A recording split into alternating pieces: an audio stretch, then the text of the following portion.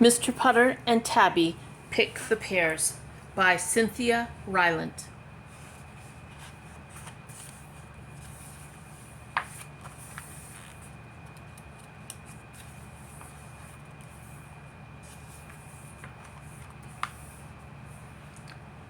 Chapter 1. Pear Jelly. It was fall, and juicy things were growing in Mr. Putter's backyard. Juicy apples, juicy tomatoes, juicy pears.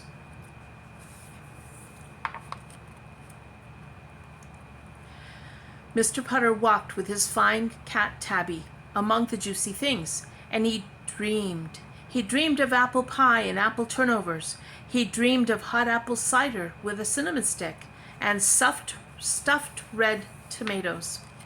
But most of all, he dreamed of pear jelly. Mr. Putter loved pear jelly. He had loved it since he was a boy. Fall was his favorite season because of pear jelly. And now it was time. "Tabby," said Mr. Putter, "it's time to pick the pears." Tabby loved it when Mr. Putter said it was time to do something. She was old, but she still liked excitement.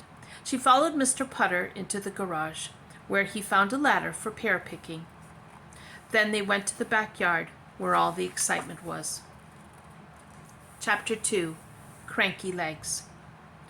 Mr. Putter had a problem. It was a ladder problem. Mr. Putter set his ladder against the pear tree, but he couldn't get up the ladder.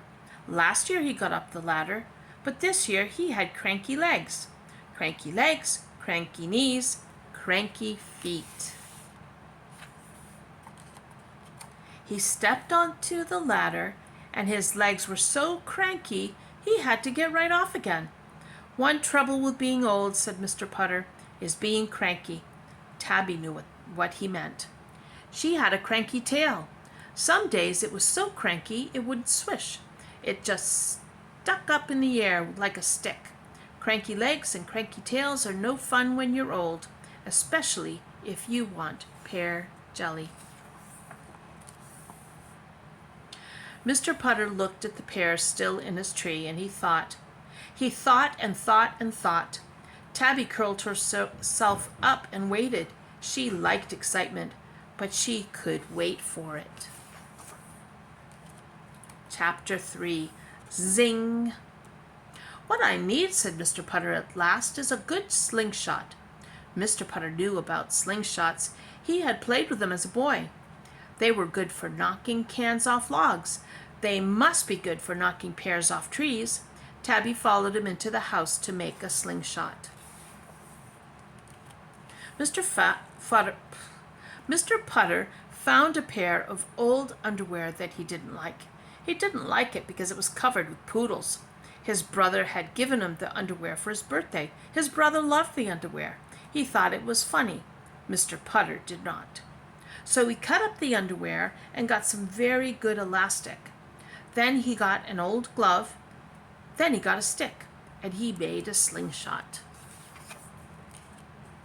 Mr. Putter and Tabby went back to the pear tree. Mr. Putter needed something hard and round to sling. Many of his apples had already fallen, so he picked up an apple. He put the apple in the slingshot. He aimed at a pear in the tree and pulled back as hard as he could. Zing! The hard round apple went flying up, up, up, over Mr. Putter's pear tree, over Mr. Putter's apple tree, over Mr. Putter's chimney, over Mr. Putter's house. Mr. Putter and Tabby watched as it flew out of sight. Said Mr. Putter. He picked up another apple. Zing! Up, up, up, over, over, over, out of sight. "Wow," said Mr. Putter. He was smiling. He might have cranky legs, but he sure had jiffy hands. He picked up another apple.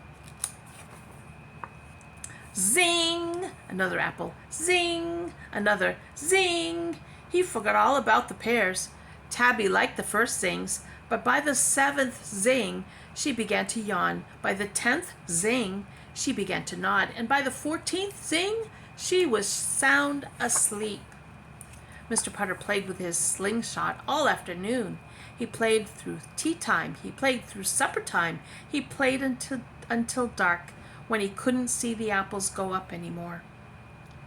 When he was finished, he had no apples and no pear jelly. He was a little embarrassed. He picked up Tabby and sneaked inside.